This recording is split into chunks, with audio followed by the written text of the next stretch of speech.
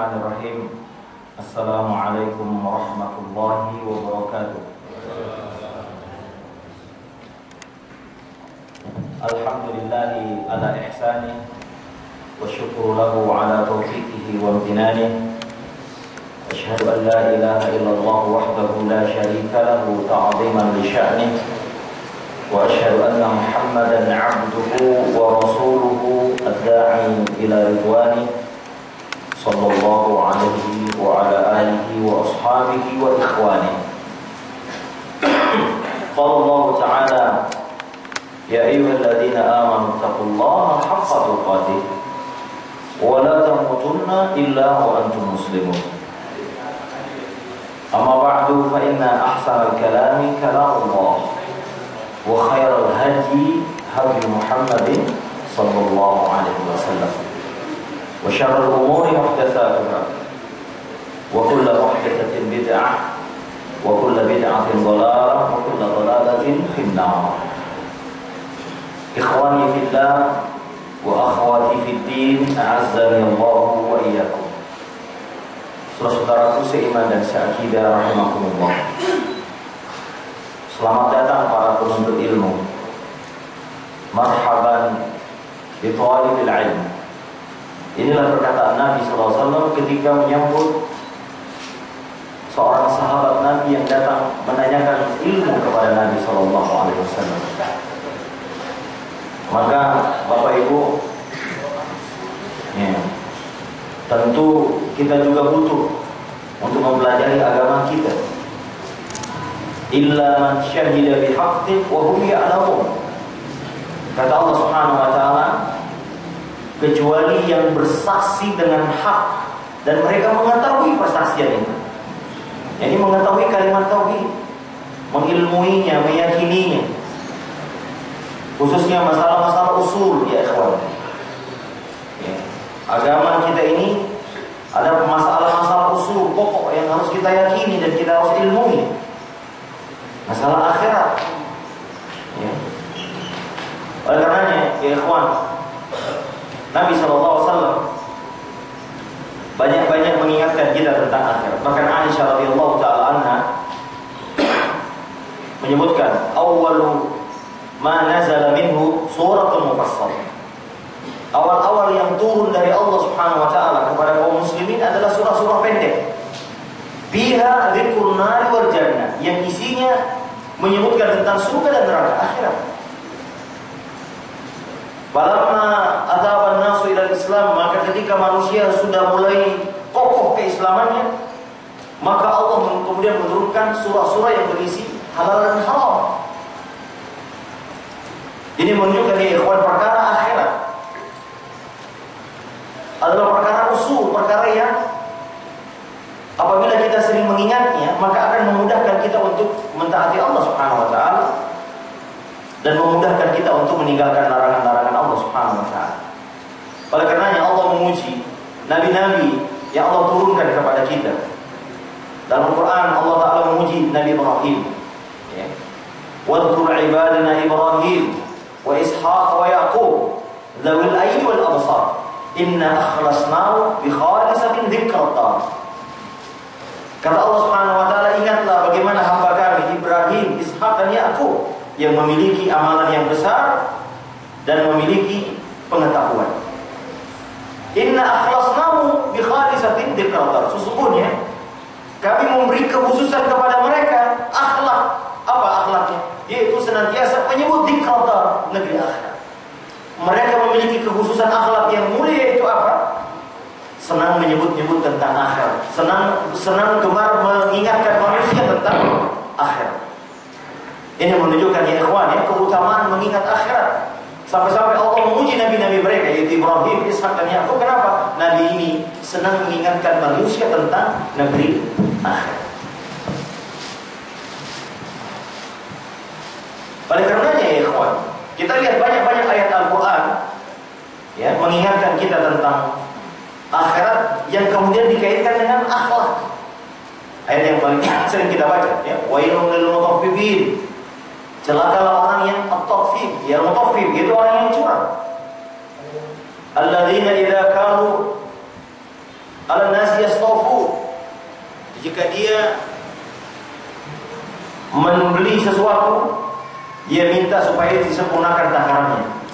Wa idza kaluhum aw wazanuhum yukhsirun. Apabila dia yang menimbang, dia yang menjadi penjual, dia mengurangi takaran manusia, penjualnya, pembelinya. Apa kata Allah terhadap perilaku yang seperti ini, ya ikhwan? Allah Ta'ala lanjutkan ayatnya. Ala yadhunnu ulaika annahum mab'utsun. Apakah mereka tidak yakin bahwa mereka akan dibangkitkan dari akhirat? Liyaumin 'adzim, hari yang agung, hari akhirat, ya ikhwan. Masya Allah, ya. Allah ingatkan, makanya mengingat akhirat adalah jalan terbaik memudahkan kita untuk mudah melaksanakan perintah Allah dan mudah meninggalkan larangan-larangan Allah Subhanahu wa Ta'ala. Kita ingat juga Allah Subhanahu wa Ta'ala, Nabi sallallahu alaihi wasallam banyak mengingatkan kita tentang mengingat kematian. Sebagaimana kita tahu bahwa kematian adalah pintu akhirat. Maka disebutkan ulama, man mata faqad qamat qiyamatuh. Barang siapa yang meninggal, maka sungguh tegak baginya hari kiamat. Maka Nabi SAW menganjurkan kita untuk banyak-banyak mengingat kematian. Kenapa? Kematian adalah pintu akhirat. Maka orang yang sudah meninggal, maka akhiratnya sudah terbuka. Apa banyak sekali hadisnya? Akthiru dzikra hadhimil ladzat. Kata Nabi SAW, perbanyaklah kalian mengingat apa yang bisa mencabut kenikmatan, yakni al-maut, jadi kematian. Bahkan Nabi pernah ditanya, ayyul mu'minina afdal. Nabi ditanya, mukmin siapakah yang paling afdal? Kata Nabi, ahasinuhum khuluqa, yaitu mereka yang paling baik akhlak. Wa ayyul mu'minina aqyas. Dan mukmin yang seperti apa yang paling cerdas? Ya. Mukmin yang paling cerdas siapa? Kata Nabi sallallahu alaihi wasallam, aktsaruhum lil maut dzikra. Mereka yang paling banyak mengingat kematian. Wa ahsanuhum lima ba'dahu isti'dada. Dan orang yang paling baik mempersiapkan ada apa setelah kematian. Ini orang cerdas, ya ikhwan. Maka mengingat-ingat kematian, ya, mengingat perjalanan akhirat, manfaatnya banyak sekali, ya saudara yang bilang Allah Subhanahu wa Ta'ala. Ini yang bikin dulu siapa? Ibu-ibu atau bapak? Ibu-ibu remaja ini ya. Ibu-ibu memang paling sering mengingat kematian. Ya? Bapak masih panjang anak-anaknya.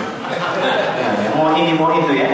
Karena ya kawan, mengingat kematian ada banyak sekali maslahat. Ya, yaitu apa? Menyegerakan taubat. Ya, menyegerakan taubat. Untuk apa? Besok kita mau meninggal, sudah taubat sekarang.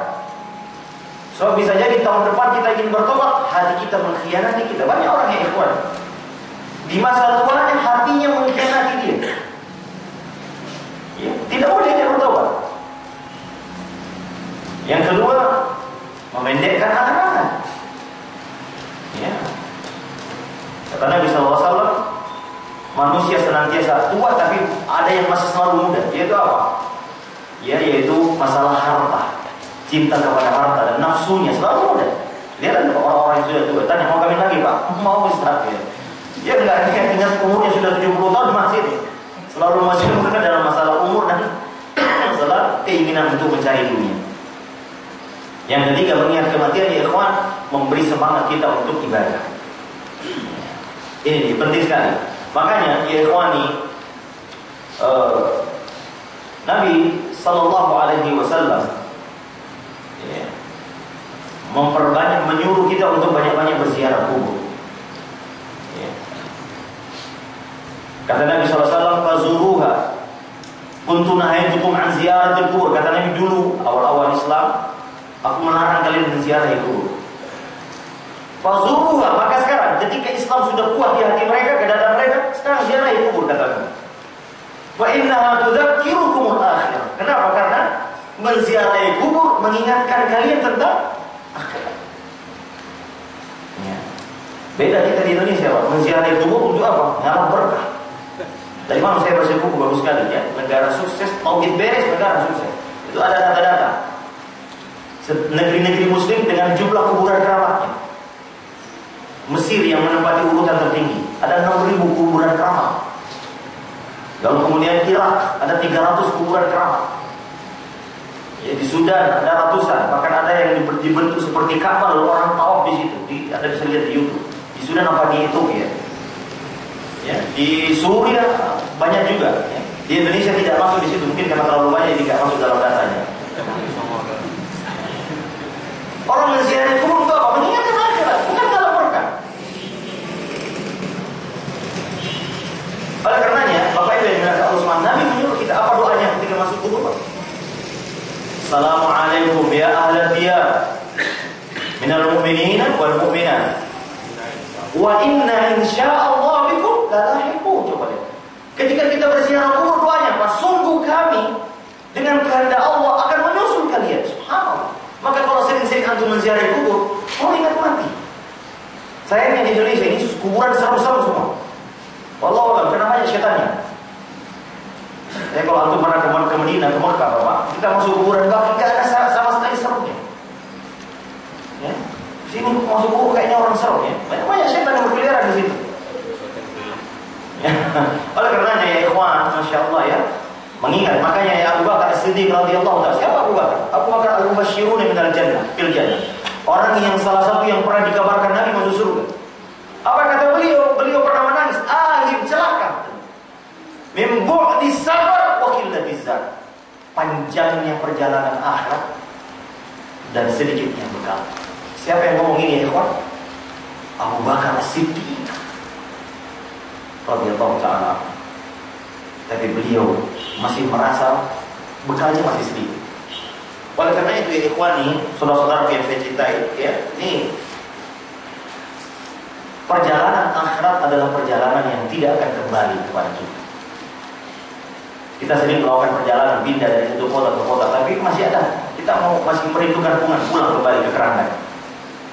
Ya, 5 hari di kota orang kita pulang. Tapi ada satu perjalanan nanti ya ikhwan, tidak ada kata kembali. Dan perjalanan itu tiba-tiba bisa datang kapan saja. Perjalanan yang panjang ya ikhwan, mulai dari dicabut nyawa kita, lalu masuk dalam kubur alam barzah yang jutaan tahun, mungkin ribuan tahun kita akan di situ. Lalu menunggu pengadilan, dibangkitkan, menunggu panggilan. Disebutkan 40 tahun kita berdiri menunggu pengadilan. Masya Allah, itu bisa bayangkan 40 tahun berdiri menunggu dalam keadaan telanjang. Lalu ada mizan, lalu ada hisab, pembagian catatan, ada telaga, melewati sirat. Ujung perjalanan kita adalah surga atau neraka. Maka para ulama mengatakan tidak ada kata istirahat. Istirahat kapan? Istirahat nanti setelah saya pastikan 1 langkah kakiku sudah ada di surga, baru kita istirahat.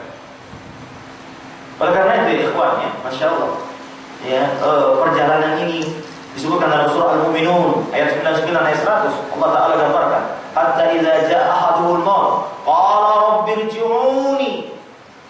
Ketika salah satu dari mereka didatangi kematian, mereka mengatakan, ya Allah, kembalikan aku. Wah ya Allah, siapa mereka ini? Mereka yang telah ada di kubur. Ya ikhwan ya, kita yang masih hidup jangan sia-siakan umur ini. Karena ada miliaran jutaan manusia di alam kubur pengen hidup kembali seperti antum sekarang. Untuk apa? La'alli a'malu shalihan bima taraktu. Yaitu agar aku bisa kembali beramal saleh yang dulu aku tinggalkan. Dia ingin pulang ke dunia hanya sekedar ingin sholat di Baitul Jihad. Yang dulu dia sia-siakan, dia nggak pernah berjamaah. Hanya karena ingin mengeluarkan sedekah, hanya ingin beramal, ingin sujud 1 kali. Apa kata Allah Subhanahu wa taala terhadap permintaan ini?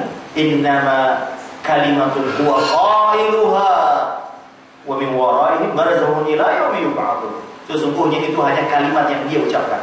Omong enggak bisa. Kenapa? Karena Allah Ta'ala katakan sesungguhnya di hadapan mereka ada barzah, ada dinding, makanya disebut alam barzah antara dia dengan dunia. Makanya ya kawan, ini menunjukkan dalil bahwa tidak mungkin ada orang yang sudah meninggal kembali hidup. Ini dalil yang kuat, telak sekali. Sebagaimana banyak orang yang meyakini bahwa pada hari-hari tertentu ruhnya si almarhum akan kembali ke, ada hari ke-7 dia di teras rumah, hari ke-100 dia masuk ke dalam ini, nanti hari ke-1000 dia masuk WC. Gimana ya? Ini keyakinan yang batil. Kenapa? Barzah, dia tidak mungkin. Dia di dalam dinding yang mengantarai sangat kuat. Tidak mungkin dia bergilir-gulir. Ada yang gentayangan ya, jadi pocong katanya. Ini tidak mungkin. Oleh karenanya ya ikhwan ya, masya Allah, perjalanan ini perjalanan yang sangat berat. Makanya mengingat ini adalah anjuran dalam agama kita. Bahkan di dalam Al-Quran Allah Subhanahu wa taala berfirman, surah Al-Hadid, alam ya'ni lil ladzina amanu an takhsha'a qulubuhum li dzikrillah wa ma nazala minal haqq wa la yakunu kal ladzina utul kitaba wa tala 'alaihimul amadu faqasat qulubuhum wa katsirun minhum fasiqun. Tidakkah telah datang saatnya bagi kalian untuk tunduk khusyuk hatimu mengingat Allah dan tunduk kepada apa-apa kebenaran yang Allah Ta'ala turunkan. Dan janganlah kalian, kata Nabi, kata Allah Subhanahu wa taala, menjadi seperti orang-orang ahlu kitab yang telah berlalu bagi mereka waktu lalu hatinya keras. Hatinya keras. Mengapa hatinya keras, ya ikhwan? Ada dua. Tidak pernah berzikir menyebut nama Allah. Yang kedua, tidak pernah memikirkan apa-apa peringatan yang Allah turunkan kepada kita. Itu tidak pernah belajar agama. Wa ma nazala minal haqq, tidak pernah. Maka hatinya keras. Subhanallah ya ikhwan. Ini orang-orang yang hatinya keras, akhirnya mengingat akhirat sudah tidak mempan. Diingatkan tentang surga tidak mempan. Diingatkan tentang neraka, apa itu neraka? Kita ceritakan tentang surga. Ada seorang bercerita kepada saya, ada ya, ketika dia berceramah bahwa salah satu pohon tanaman di surga ada kurma. Ada seorang ibu-ibu tanya, Ustaz, tidak ada pohon yang lain, kenapa? Saya kebetulan diabetes, tidak bisa cocok dengan makan dia. Dikatakan surga itu bertingkat-tingkat, 100 tingkat. Dia bilang, Ustaz, saya ketinggian, takut ketinggian, jangan terlalu tinggi, katanya. Diceritakan tentang surga dan neraka tidak mempan, karena hatinya keras. Kenapa? Tidak pernah menyebut nama Allah Subhanahu wa taala. Dan sebutkan, wa ma nazala minal haqq, tidak pernah lupa dengan peringatan Allah Subhanahu wa taala. Oleh karena itu ya ikhwan ya, penting ya mengingat-ingat. Lihat bagaimana Hanzal, seorang sahabat Nabi SAW, mengapa rasa diri munafik. Ya, bagaimana hebatnya beliau. Kata dia datangnya Abu Bakar, kenapa Hanzal? Saya munafik. Kata Abu Bakar, kenapa bisa? Kata beliau, lihat Hanzal, lihat wahai Abu Bakar, apabila aku berada di sekitar Nabi memberikan tausiah, maka seakan-akan aku melihat surga dan neraka dengan mata kepala. Ka'anni ra'yal ain. Seakan-akan surga di depan mata. Lihat hebatnya beliau. Tetapi apabila kembali ke rumah bertemu dengan keluarga, pada sina katsiran, kami lupa semua itu. Ini aku munafik kalau begini. Tapi lihat dahsyatnya para sahabat. Bagaimana surga dan neraka, akhirat itu betul-betul menghujam ke dadanya. Sehingga itu memotivasi dia untuk beramal soleh. Sehingga memotivasi dia untuk menyegerakan bertobat. Memotivasi dia untuk mempersiapkan diri, membekal perjalanan apa kita ke akhirat nanti. Oleh karena itu ya ikhwan, ini nasihat berharga dari Allah Subhanahu wa taala. Dan para ulama kita. Penting sekali Pak, tema-tema akhirat ini penting. Sekarang manusia, kita lihat apalagi zaman sekarang, orang banyak terfitnah dengan syubhat dunia, syahwat dunia ya. Orang mengumpulkan harta, lupa akhirat. Lihat bagaimana orang korupsi gila-gilaan. Lihat bagaimana orang berzina, seperti selingkuh, tidak lupa kalau dia akan meninggal ya. Makanya penting diingatkan tentang keyakinan tentang akhirat. Maka tidaklah orang yang mudah bermaksiat kecuali karena apa? Keyakinannya kepada akhirat lemah. Maka antum perhatikan, Nabi SAW senantiasa menggabungkan iman kepada Allah dan iman kepada akhirat. Man kana yu'minu billahi wal yawmil akhir. Man kana yu'minu billahi wal yawmil akhir. Oleh karenanya ya, saya ingatkan bagaimana nasihat para ulama tentang dua nikmat yang paling sering disia-siakan manusia. Bahkan ini hadis Nabi dalam hadis riwayat Bukhari. Nabi SAW bersabda, "Ni'matani maghbunun katsirun minan nas." Dua nikmat yang paling sering manusia lalaikan. Nikmat apa itu, ikhwan? As-sihhatu wal farah. Nikmat sehat dan nikmat waktu luang. Makanya Hasan Al-Basri rahimahullah ta'ala ya, mengisihati kita, innam ya bani Adam, wahai anak cucu Adam, innama anta ayyam, sungguh kalian ini adalah terdiri dari hari-hari. Kullama dhahaba yawm dhahaba ba'd. Setiap kali harimu berlalu, maka sebagian dirimu berlalu. Sufyan Ats-Tsauri, orang tabi'in yang lain, beliau berkata, innama anta ayyamun ma'dudah, sungguh kalian bagaikan hari-hari yang dapat dihitung. Fa idza dhahaba yawm dhahaba ba'd. Jika hari berlalu maka berlalu juga kehidupan. Wa yushaku idhahab al-ba'du ay yadhhab al-kullu wa anta ta'lam fa'amal. Maka hampir-hampir sebagian harimu berlalu, namun engkau merasa seluruh yang ada padamu ikut pergi. Oleh karena itu beramal. Dalam sebuah hadis ini derajatnya hasan li ghairi. Dalam hadis yang diriwayatkan Imam Tirmidzi, Nabi sallallahu alaihi wasallam mengatakan badiru bil a'mal. Bersegeralah kalian beramal. Hal tantaziruna, apakah kalian menunggu? Apa ya ikhwan? Yang pertama kata Nabi sallallahu alaihi wasallam miskinan munsiyan. Menunggu miskin yang kemudian membuatmu lupa. Wa ghaniyan mutqiyan, atau menunggu kaya yang membuat melampaui batas. Atau waharaman muhdizan, atau masa tua yang membuat lemah. Ya, wa maradan mufsidan atau munafidan, dan sakit yang membuat lemah. Ya, apalagi menunggu dajjal, menunggu hari kiamat, dan seburuk-buruk yang ditunggu adalah dajjal dan hari kiamat. Jangan menunggu ini, ya. Oleh karenanya, ya, Imam Asy-Syafi'i rahimahullahu taala pernah mengatakan, ya, ada sebuah perkataan yang selalu saya ingat, ya, yaitu apa? Ya, al-waqtu kas-sayf fa in lam taqta'uhu qata'. Ya, waktu itu bagaikan pedang, maka jika engkau tidak menggunakannya, maka pedang itu akan memotong. Ini ya ikhwan, ya. Subhanallah. Dan juga ada nasihat yang lain. Wa nafsuk, kata beliau, jika dirimu demi jiwamu, wa in ashghaltaha bil haqq, ya, apabila tidak tersibukkan dengan hal-hal yang baik, wa illa ishtagalatka bil batil, maka kalian akan sibuk dengan yang batil. Itu saja ya. Kalau kita tidak sibuk mencari ilmu, maka kita tidak maka sibuk dengan dosa. Kalau orang sibuk dengan kebaikan, maka dia akan lupa dengan keburukan. Tapi kalau orang sibuk dengan keburukan, dia akan lupa dengan kebaikan. Hanya dua itu ya, kawan. Oleh karenanya, ya, pada kesempatan yang berbahagia kita akan membahas tentang, ya, bagaimana perjalanan akhirat itu. Ya, kawan, yang pertama, ya, ada apa setelah kematian? Yang pertama tentu yang akan kita lalui adalah saat-saat kita dicabut nyawa kita. Ya. Dan ini, masya Allah ya ikhwan, ada yang disebut dengan sakarat. Setiap kita innalil mauti, kata Nabi SAW ketika akan meninggal, la ilaha illallah, innalil mauti sakarat. Tidak ada ilah yang berhak disembah kecuali Allah. Setiap kematian ada sakarat. Itu proses apa? Proses dicabutnya nyawa kita. Dan tidak ada yang bisa merasakan kecuali, tidak ada yang bisa menggambarkan sakitnya kecuali orang yang pernah merasakan. Hanya bisa digambarkan. Ada yang mengatakan seperti lebih sakit daripada dicincang-cincang dengan pedang.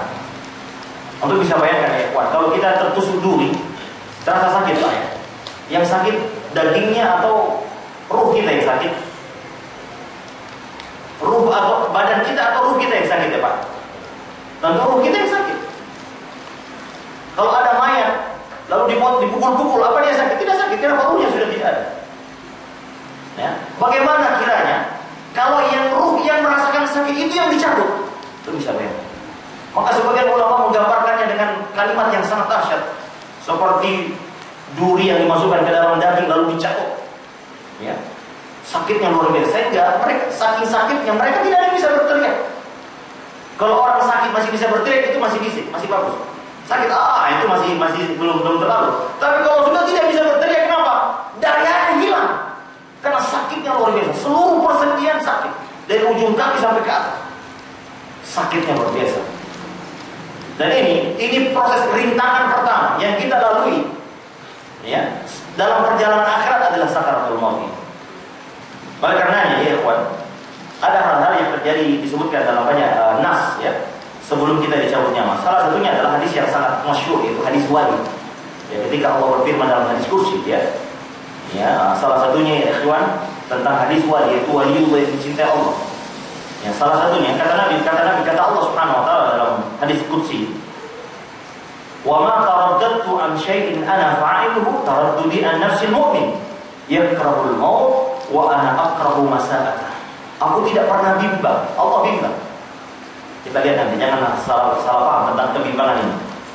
Ya, tidak pernah aku merasa bimbang kata Allah. Ya. Kecuali ketika aku, sebagaimana ketika aku akan mencabut jiwanya seorang mukmin. Di mana mukmin? Di mana bimbangnya? Kenapa? Allah mencintai hambanya. Dan Allah mencintai apa yang dicintai hambanya. Itu kalau sudah menjadi waliullah. Siapa mereka yang jadi waliullah? Kata Nabi, kata Allah dalam sini adalah mereka yang melakukan kewajiban-kewajiban. Ya, mimma taraktu. Ya, dan yang kedua dia menambah dengan yang sunnah-sunnah, an-nawafil. Ya, makanya jangan salah paham dengan wali-wali, Pak. Oh, ini waliullah, tapi tidak pernah sholat Jumat. Ya, ada cerita ya, kawan, ini cerita dari Ustaz. Katanya ada orang yang mengaku tidak pernah sholat Jumat di masjid. Kenapa? Dia sholat Jumat di Mekah. Maka ada seorang saya rela tidak sholat Jumat demi untuk meneliti orang ini. Gara-gara ini meneliti orang ini, dia tidak sholat Jumat. Maka dia perhatikan, pada saat khutbah Jumat langsung dia pergi ke rumahnya. Ternyata dia dapati sang dukun sedang main piano di rumahnya. Kata sholat Jumat di Mekah. Ini bukan wali Allah. Wali Allah adalah mereka apa? Kata Nabi SAW, kata Allah Subhanahu Wa Taala, ya, waliku adalah wa ma taqarraba ilayya 'abdi bi syai'in ahabba ilayya mimma aftaradtu. Yaitu hal-hal yang aku wajibkan dan hal-hal yang aku sunnahkan. Itu wali Allah. Dan kalau sudah menjadi wali Allah, apa-apa yang kita cintai dicintai Allah. Dan apa-apa yang kita benci Allah juga benci. Maka termasuk kematian. Siapa di antara kalian, di antara kita yang tidak suka, yang menyukai kematian? Tidak ada. Semua kita ingin hidup. Maka Allah pada saat ini mencabut nyawa hamba orang mukmin yang Allah cintai. Dia bimbang. Kenapa? Dia ingin cabut nyawanya, tapi dia tahu orang ini tidak suka, maka dia berbimbang. Tapi karena harus dicabut nyawanya, karena apa yang membuat dia tidak suka, maka Allah juga tidak suka. Demikianlah kalau orang sudah menjadi wali Allah. Yaitu apa tadi? Melaksanakan yang wajib dan menambahkan yang sunnah. Nah, ini yang pertama. Yang kedua ya ikhwan, kata Nabi SAW, setiap senantiasa syaitan akan menghadiri dan mendekati orang yang akan mati. Hati-hati makanya. Ketika mendapati orang yang sakaratul maut, jangan ditinggalkan sendiri ya ikhwan. Proses sakaratul maut adalah proses yang sangat menentukan. Maka Nabi SAW mengatakan, yuhsyarun nasu yawmal qiyamah ala ma mata alaih. Manusia akan dibangkitkan di hari kiamat sebagaimana kondisinya ketika dia meninggal. Ya ikhwan, kalau ada orang tua kita meninggal, Masya Allah, saya pernah diminta mentalkirkan orangnya. Anak-anaknya di depan rumah dia main gitar. Orang tuanya sedang meregang nyawa di dalam, dia anaknya main gitar. Ada satu orang main gitar. Saya bilang, kenapa? Ini siapa? Ini anak yang paling muda. Saya panggil dia, ini anak orang tua. La ilaha illallah wa inna ilaihi raji'un. Karena orang yang sedang sakaratul maut apa? Didekati oleh syaitan untuk digelincirkan. Kenapa? Maka akhiru kalami la ilaha illallah dakhala jannah. Barang siapa yang akhir perkataannya la ilaha illallah, dia masuk surga. Maka Imam Ahmad rahimahullah taala diriwayatkan ketika dia sakit keras ditunggu oleh anaknya Abdullah. Maka suatu ketika dalam keadaan meninggal dia katakan ba'du. Sebentar, belum. Anaknya heran, kenapa ini ayah saya mengatakan ba'du? Maka setelah dia siuman, dia tanya, wahai ayah, kenapa tadi kau mengatakan ba'du? Kenapa? Nanti. Kata Imam Ahmad rahimahullah taala, tadi ada syaitan datang di ujung kamar ini. Dan dia berkata kepadaku, ya Ahmad, fuzta alai. Wahai Ahmad, kau telah menang dengan saya. Kata Ahmad, belum. Coba lihat. Sampai detik terakhir syaitan terus bertempur. Kenapa dia katakan fuzta alai, kau sudah menang? Untuk memasukkan rasa ujub di dalam diri Ahmad. Imam Ahmad, oh hebat, menang kamu. Coba kalau Imam Ahmad, iya betul saya sudah menang. Padahal belum. Pertarungan akan terjadi pada saat sampai detik-detik terakhir. Dari awal kita lahir, kata Nabi SAW, sesungguhnya setiap bayi yang lahir itu akan menangis. Kenapa? Karena ditusuk syaitan. Kata Nabi, kata Allah Subhanahu Wa Taala, Inni khalaqtu ibadi hunafa. Aku menciptakan hambaku hanif, bersih, suci, bertauhid. Baja'atu syaitan. Maka syaitan mendatangi mereka. Ya. Lalu kemudian mereka syaitan menggelincirkannya. Jadi sejak bayi lahir, syaitan sudah datang memproklamasikan permusuhan. Dia tusuk kita. Untuk apa? Agar dia tahu bahwa kita musuh. Masya Allah. Sampai kapan? Sampai detik-detik kematian. Subhanallah. Makanya ya ikhwan, ya, ini syaitan musuh kita. Fattakhiluhu aduwa. Kata Allah, jadikan dia musuh. Dari sejak kita lahir, dia sudah tusuk kita. Sampai kita hidup, dia senantiasa yaqudu ala turuq ibn Adam. Kata Nabi SAW, dia akan duduk di jalan-jalannya anak cucu Adam. Setiap kita lewat, dia ada di situ. Apalagi mau pergi pengajian ke masjid, ada aja Pak. Ya, dibikin ngantuk lah. Siapa ustadznya? Wah, ini nggak enak ustadznya. Nggak lucu ya. Adalah macam-macam ini. Ini enak, ini lebih baik boys pagi-pagi hari Minggu. Ya. Banyak nih, jalan-jalan kebaikan banyak setannya. Fa idza qara'tal Qur'ana fasta'id billah. Apabila aku membaca Quran, ada kekhususan khusus baca Quran, ada sunnah membaca ta'awudz, a'udzu billahi. Mengapa ya ikhwan? Khusus membaca. Kenapa? Karena syaitan tahu Al-Quran adalah petunjuk terbaik. Maka seorang mukmin jika sudah baca Quran, syaitan sudah akan kuat. Makanya tidak dibiarkan kita baca Quran. Maka Allah perintahkan sebelum baca Quran, fasta'idz billah, minta perlindungan kepada Allah dari syaitan, karena dia pasti. Coba aja Pak, terutama menuntut ilmu. Coba lihat kalau khutbah Jumat berlangsung. Tadinya kita nggak ngantuk, apalagi sudah nyantar di bawah kipas angin. Lama-lama masuk ke alam gaib semua jamaahnya. Anehnya, sesudah sholat Jumat hilang ngantuknya. Nah, kalau siapa yang bikin ngantuk tadi? Kamu baca Quran, Pak. Karena kalau kita baca Quran, baru alif lam mim, baru 1-2 ayat, kayaknya berat sekali ngantuk. Karena syaitan tahu jika antum baca Quran, ini petunjuk terbaik. Maka dihalangilah kita untuk tidak ajakan jangan sampai baca Quran. Dihalangi generasi muda kita untuk ngaji, malah baca Quran. Masya Allah. Padahal Allah Ta'ala sudah katakan, ya, wal qad yassarna Qur'ana lidzikri fahal min muddakir. Sungguh kami mudahkan Al-Quran untuk dipelajari. Kenapa tidak ada yang mempelajari? Dimudahkan. Itulah tadi syaitan. Ya. Ini dia. Lalu pada saat sakaratul maut, ya, ini hal yang sangat menentukan ya ikhwan. Ya, makanya kita harus cari husnul khotimah ya ikhwan. Ya, karena manusia akan dibangkitkan dalam keadaan bagaimana dia meninggal. Sebagaimana dia meninggal, maka sebegitulah Anda akan dibangkitkan di hari kiamat. Maka hati-hati kita bermaksiat ya. Jikalau ketika sedang bermaksiat tiba-tiba dicabut nyawa kita, apa yang kita lakukan? Mungkin antum 20 tahun sholat, tiba-tiba berikrar, saya minggu ini saya nggak sholat dulu deh, capek. Ya saya pray dulu satu. Tiba-tiba 1 minggu itu ada dicabut nyawa kita. Maka ini su'ul khatimah. Nah, karenanya ya ikhwan ya, kenapa taubat tidak akan diterima kalau sudah nyawa sudah ditemukan. Inna Allah yaqbalu taubat ma lam yughargir. Sesungguhnya Allah Ta'ala menerima taubat manusia selama belum nyawa ditemukan. Makanya ketika Fir'aun ya sudah akan tenggelam, dia ta'aman tu bi Rabbi Musa, aku beriman kepada Rabb Musa. Tapi terlambat. Makanya Jibril mengatakan, wahai Muhammad, seandainya kau lihat waktu itu, saya mengambil lumpur hitam dan saya taruh di mulutnya. Supaya apa? Saya khawatir dia diampuni oleh Allah. Coba lihat. Malaikat Jibril ketika melihat Fir'aun sudah mau bertobat, mengambil lumpur hitam, ini hadis yang sahih, lalu kemudian dijijil di mulutnya. Ya khawatir Allah mengampuni dosanya, karena ini orang luar biasa sekali dosanya. Ya, tapi terlambat. Ya, makanya ya ikhwan ya. Dalam hadis yang sangat panjang ya ikhwan. Ya, hadis ini diriwayatkan oleh sahabat Al-Bara bin Azib radhiyallahu taala anhu, salah satu anak muda yang dalam Islam. Ya, Nabi SAW bersabda, hadis ini sahih, diriwayatkan oleh Imam Ahmad dan lainnya. Imam Al-Albani rahimahullah mensahihkan hadis ini. Panjang sekali hadisnya, ikhwan, tapi tidak apa-apa kita coba. Ya. Kata Nabi SAW, kata Al-Bara, suatu ketika kami menguburkan jenazah dari salah seorang Ansar. Maka ketika selesai penguburan jenazah, maka Rasulullah SAW duduk dan kami pun duduk di sekitarnya. Wa ka'anna 'ala ru'usina at-tayr, seakan-akan di atas kepala kita ada burung. Maksudnya mereka hening, dia bergerak sama sekali. Ya. Lalu kemudian Nabi berkata begini, Ista'idzu billahi min 'adzabil qabr. Berlindunglah kepada Allah dari azab kubur, sampai 3 kali. Ya, bahkan ya ikhwan, salah satu doa tasyahhud kita sebelum kita salam kan, Allahumma inni a'udzubika min adzabi jahannam wa min adzabil qabr. Para ulama khilaf tentang hukum membacanya, tapi sebagian ulama mengatakan hukumnya membaca wajib karena ada perintah Allah, perintah Nabi SAW.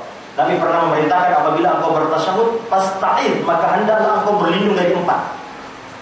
Ya, termasuk azab kubur sini.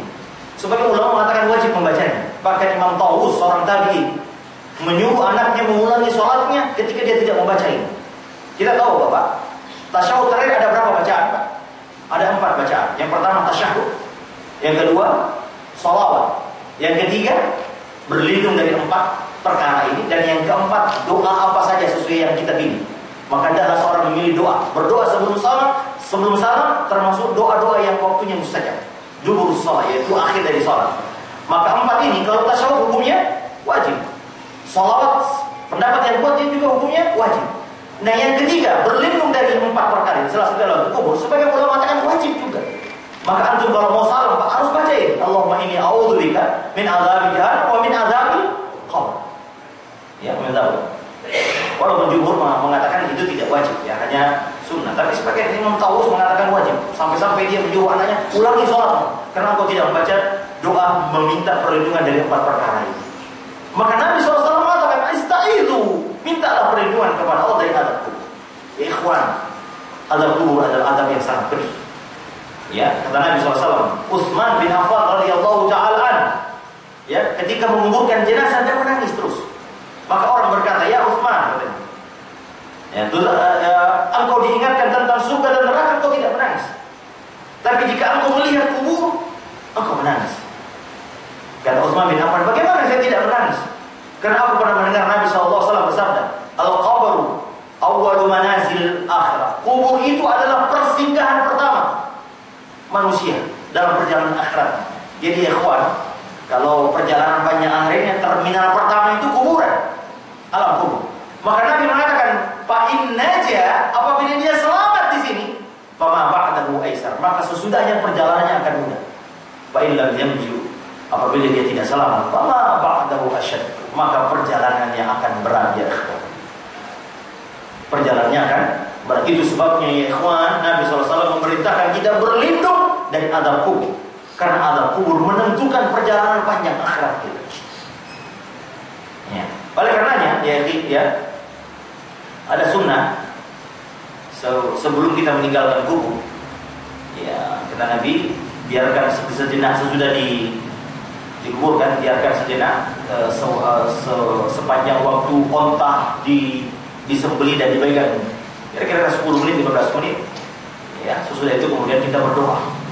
Kata Nabi SAW, ya, salu akhukum at-tathbit. Mintalah kepada Allah, kepada saudaramu keteguhan hati. Li'annahu al-ana yusal, karena hari ini, sekarang ini dia sedang ditanya oleh Allah Subhanahu wa taala. Maka ya ikhwan, ini mari kita lihat. Hadisnya banyak sekali. Lalu kemudian Nabi mengatakan, innal 'abdal mu'mina, sesungguhnya hamba yang beriman, idza kana fi inqita'i minad dunya wa iqbali minal akhirah, apabila dia sudah mulai terputus dengan dunia dan menghadap akhirat, nazala ilaihi malaikatun minas sama, maka akan turun malaikat dari langit. Bukan malaikat maut ya, malaikat, para malaikat. Bidul wujuh, wajahnya putih. Ka'anna wujuhahum asyams, seakan-akan seolah-olah wajah mereka seperti matahari. Ma'hum kafanun min akfanil jannah, mereka membawa kain kafan dari kain kafan surga. Wa hanutun min hanutil jannah, dan minyak wangi dari minyak wangi surga. Jadi kalau ada orang mukmin yang meninggal ya ikhwan, ada malaikat yang mendahului malaikat maut. Jadi sebelum malaikat maut ada malaikat yang turun membawa kain kafan. Ya. Siapa mereka? Malaikat yang wajahnya putih berseri-seri. Ya. Lalu kemudian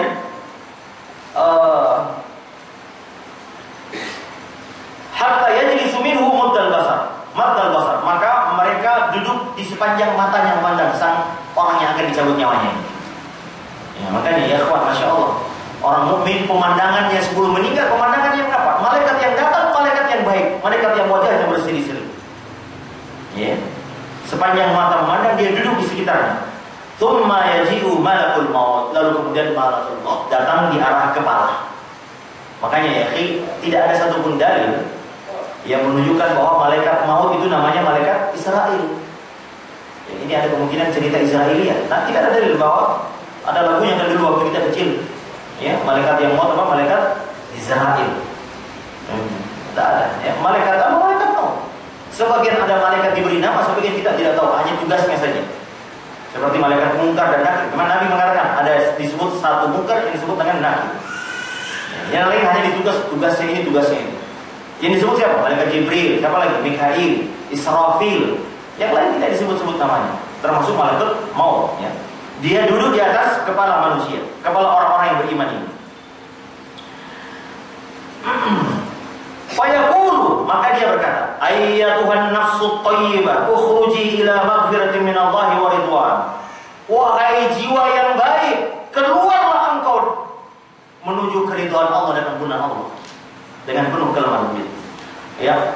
Wa takhruju tashilu kama tashilu qatratu min fis siqa fa ya'khudha. Maka jiruhnya pun keluar seolah-olah keluarnya seperti air keluar dari mulut teko.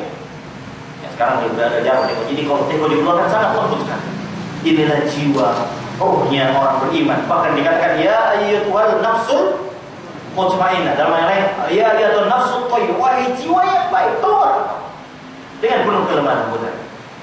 Ya. Lalu dia fa'akhraha lam yad'uha bi yadihi tarfat 'ain. Maka malaikat tadi yang sudah membawa kafan tidak membiarkan ruh yang ada di malaikat maut walaupun sekejap mata, langsung dia dan dimasukkan ke dalam kafan. Lalu dibawa ke atas langit. Singkat cerita Pak ya.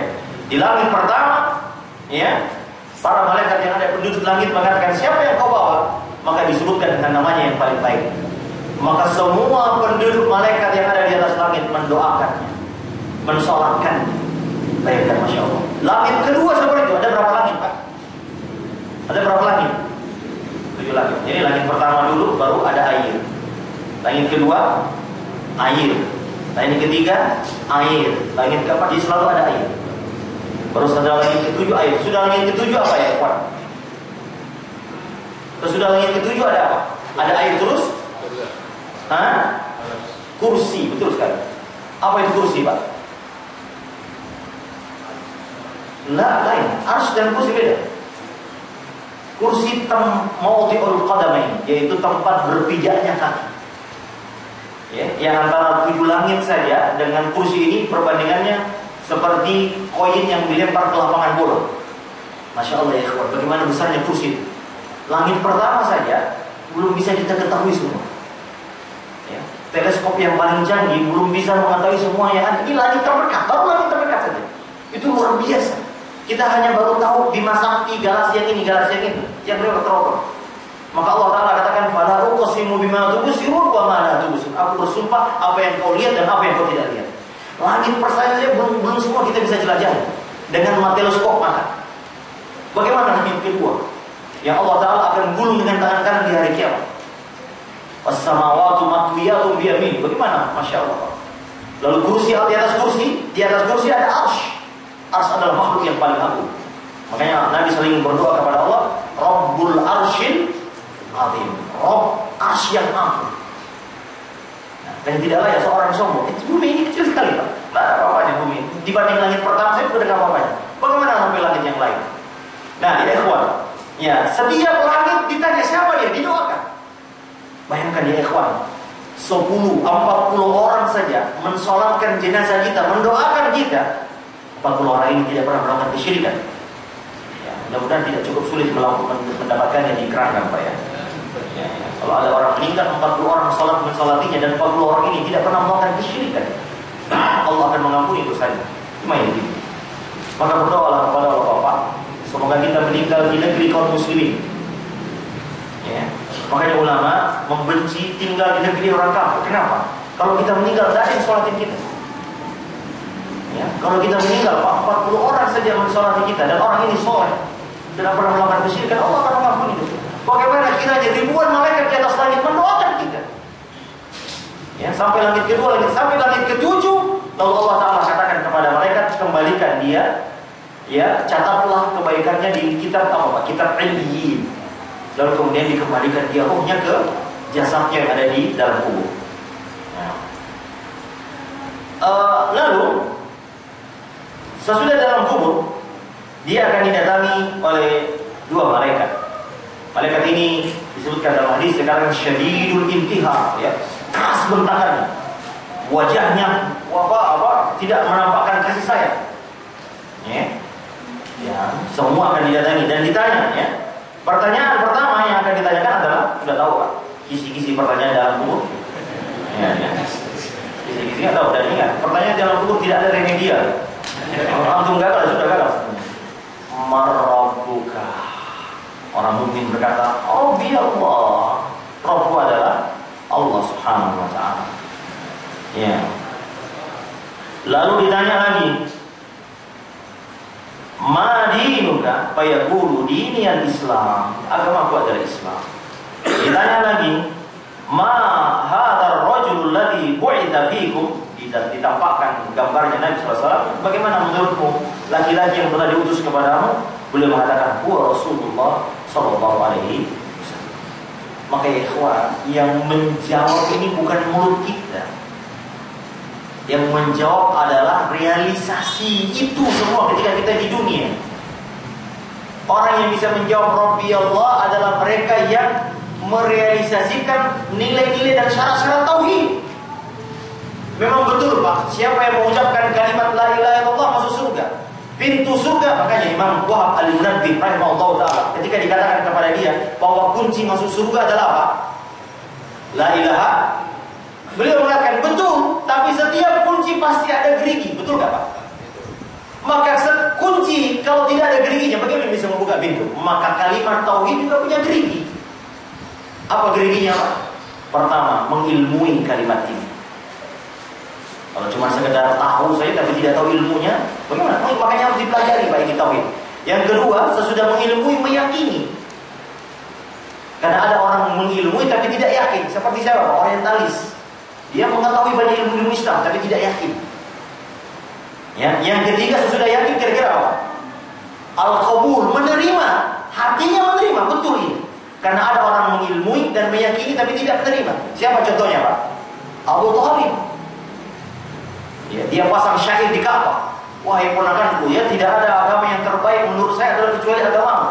Tapi kalau bukan saya takut dicela oleh kaumku, maka saya sudah memilih agamamu. Dia mengilmui dan meyakini, tapi dia tidak menerima.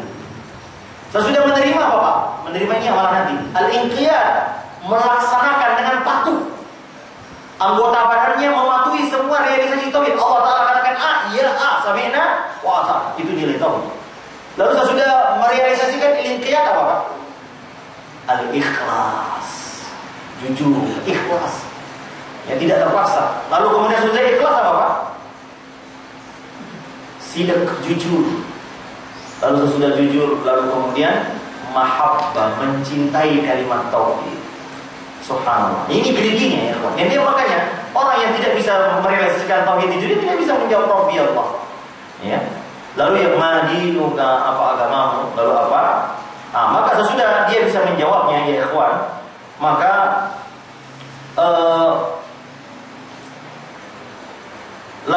maka didatangkanlah seorang laki-laki yang sangat tampan. Nah, dia bertanya, siapa kamu? Nah, saya adalah amalmu. Dengan wangi yang sangat wangi sekali, dan saya adalah amalmu. Maka dia pun sejak saat itu dihamparkan pintu neraka, ya, pintu surga, ya, seakan-akan dia melihat tempatnya di surga.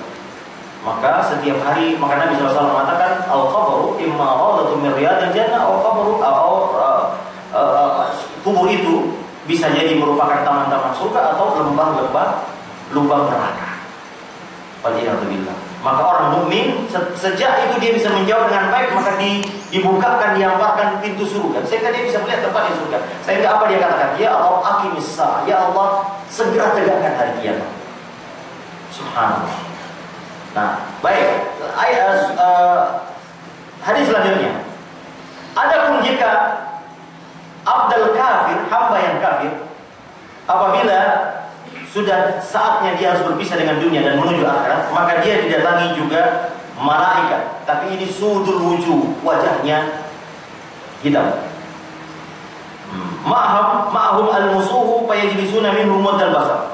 Maka dia membawa kain kafan, ya, dari api neraka dengan bau bangkai, seburu-buru bangkai yang seburu-buru wangi, bau. Lalu dia duduk di depannya sepanjang mata yang memandang. Bagaimana tidak tersisa? Udah sakit sakaratul maut, melihat pemandangan yang sangat buruk itu. Luar biasa.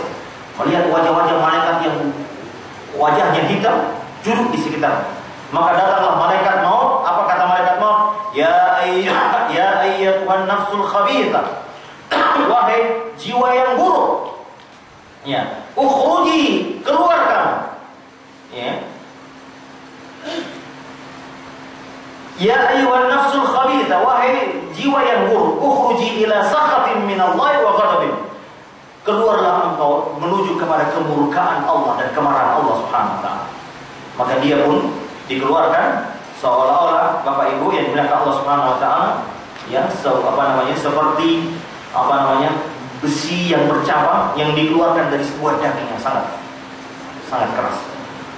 Maka ya ikhwan, tidak sampai lama para malaikat yang tadi yang membawa kain kafan mengambilnya dan dia ditolak. Dan baru di langit pertama ditolak. Siapa dia? Ini disebutkan dengan nama yang paling buruk, predikat yang paling buruk. Ini orang yang berzina, ini orang yang suka makan riba, ini yang suka mengadu domba orang, ini yang begini-begini. Semua predikat berikut disebutkan oleh malaikat.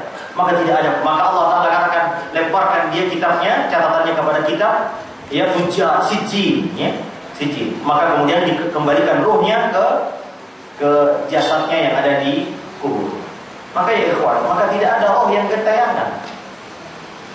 Kenapa? Di dalam penjagaan malaikat. Ini berarti malaikat lalai. Kalau ada keyakinan bahwa ruh bisa gentayangan, itu berarti malaikat yang tadi membungkusnya tiba-tiba dia nyelonong pergi kemana-mana. Oh kan itu dia, nggak mungkin. Ini malaikat berarti tidak amanah, dan tidak ada malaikat yang tidak amanah. Semuanya patuh kepada Allah Subhanahu wa taala. Lalu kemudian dia didudukkan. Lalu didatangi oleh malaikat yang bertanya, "Man rabbuka?" Siapa Rabbmu? Dia tidak bisa bertanya. Ya, apa ya pula? La, tadi saya tidak tahu. Madinuka? Aku tidak tahu. Lalu ditanya tentang Nabi SAW, dia katakan, saya tidak tahu. Semua dia tidak tahu. Inilah orang kafir ya ikhwan. Maka dihamparkanlah, ya, hamparan dari api neraka. Sehingga ketika dia melihatnya, dia katakan, ya Allah, jangan engkau tegakkan hari kiamat. Dia tidak tahu dia masuk neraka. Maka dia katakan, jangan tegakkan hari, biar begini saja. Ya, maka dia pun didampakkan dia. Makanya Allah Ta'ala menggambarkan tentang Fir'aun. Allah Ta'ala katakan, yu'raduna, ya, di an-naru biha buduwan wa asyia. Di setiap hari pagi dan petang dia dibakar dengan api neraka. Padahal kita tahu ya ikhwan, Fir'aun meninggal di mana? Ya, tapi Allah Ta'ala mengatakan ada alam kubur. Ya, itu menunjukkan bahwa yang disebut alam kubur tidak harus bahwa selalu di bawah kuburan kita ini. Oh, alam di mana? Alam merasa alam baik. Ya, alam baik.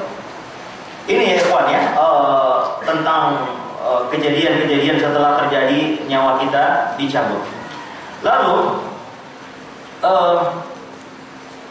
makanya Nabi pernah ditanya, "Aturaddu alaina uqulana ya Rasulullah?" Apakah pada saat kita dikuburkan, apakah akal pikiran kita dikembalikan? Ya, kata Nabi, "Na'am, kahayatikumul yaum." Betul, sebagaimana kondisimu sekarang. Jadi diberi akal pikiran. Ya. Dan orang-orang yang meninggal mendengar suara alas kaki saudaranya saat mereka meninggalkan lokasi pemakaman. Ini hadisnya. Makanya, ya, Nabi SAW sebelum kita meninggalkan, Pak, Nabi pernah berdiri di dekat kuburan dan berkata, "Istaghfiru li akhikum."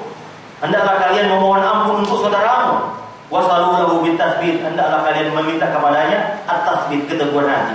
Fa innahu ana yusal, karena dia sekarang ditanya. Makanya ya ikhwan, jangan pelit mengantar jenazah. Ya, sampai-sampai Nabi mengatakan barang siapa yang mensolati jenazah saudaranya, balahu qirat, baginya satu qirat. Berapa satu qirat itu? Kata Nabi, bagaikan satu gunung Uhud beratnya pahalanya. Ya ikhwan. Lalu jika dia bersabar mengikutinya sampai menguburkan, maka baginya 2 pahala qiratan, yaitu 2 beratnya segunung Uhud. Ya. Kenapa ini Bapak ini bilang Allah? Tapi ini ya ikhwan, saya lihat banyak orang mengantar jenazah duduk-duduk saja di mobil. Jenazah yang dikubur dia duduk rokok, bahkan ngobrol-ngobrol di atas, duduk lagi di atas mizannya orang. Ini tidak boleh. Kalau kita menguburkannya, cepatkan doakan mereka. Semoga doa kita itu meringankan Al-Qur'an. Jangan cuma datang, ya, mayat disolatkan di masjid, dia nunggu di yang belas. Yang sholat ini siapa? Pengurus masjid, nama ustaz-ustaznya. Keluarganya tidak ada satu. Semakin banyak yang mendoakan, tentu semakin banyak ya bisa semakin berpeluang untuk diampuni Allah Subhanahu wa taala. Lalu tadi kita sudah sebutkan ya.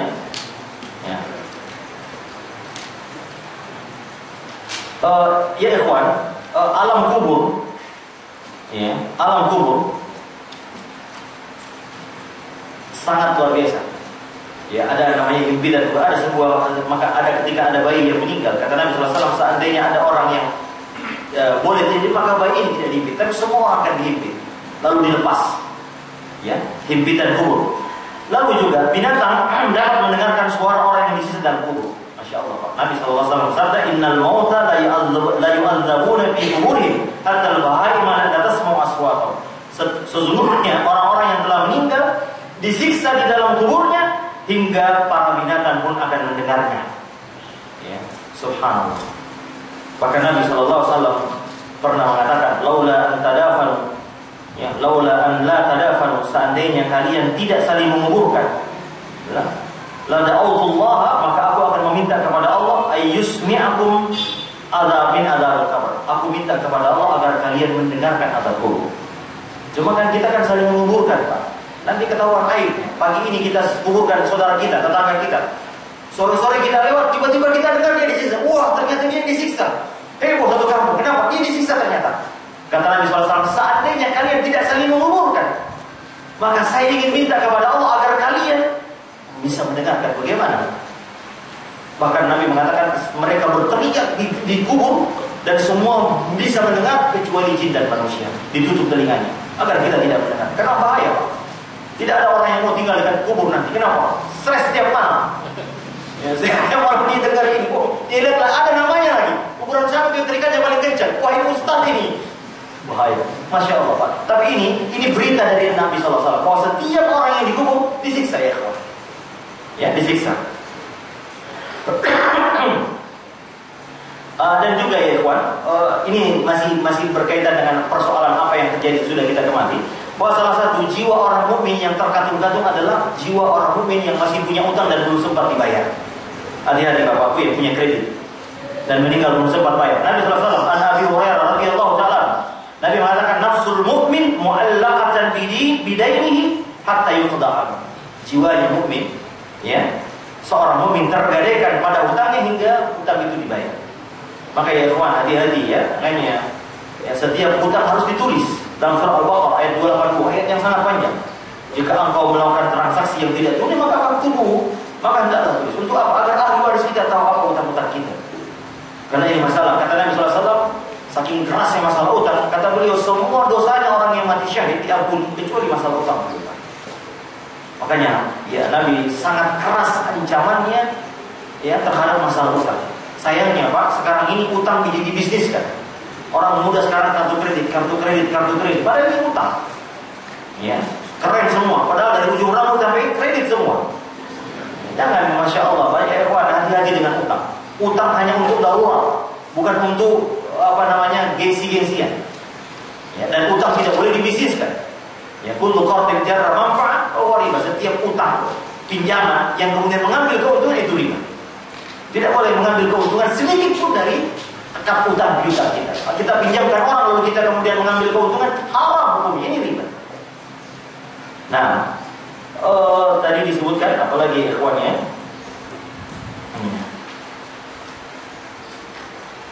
amal orang-orang yang mukmin membelanya di hari kiamat. Hadis Abu Hurairah radhiyallahu taala, ketika seorang mukmin telah digeletakkan dalam kuburnya, maka perbuatan-perbuatan baiknya akan membelanya di hari kiamat. Ia didatangi dari atas kepala.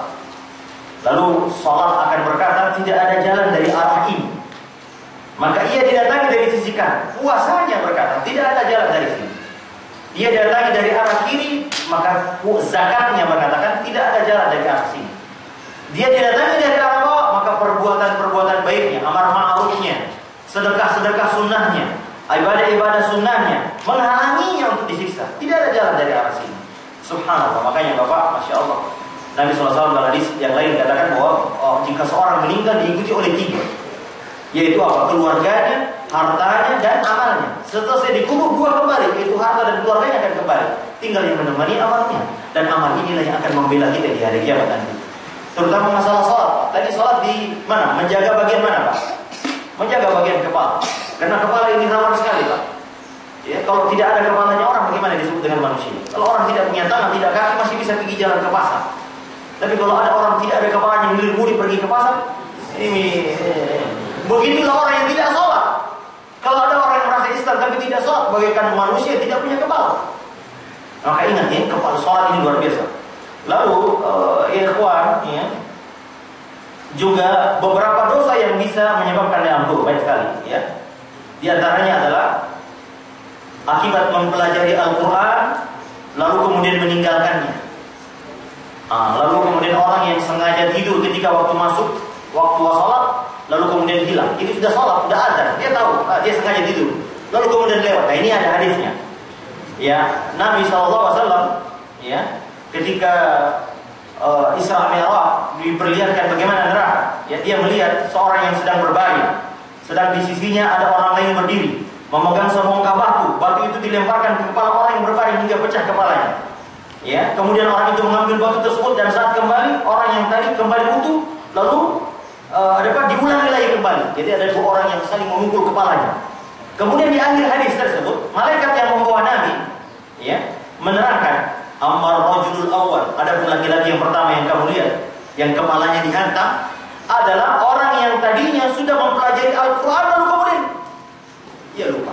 Hati-hati antum Pak, pernah rajin membaca Al-Quran, pernah rajin menghafal Quran, setor dan lain-lain, lalu kemudian hilang semua.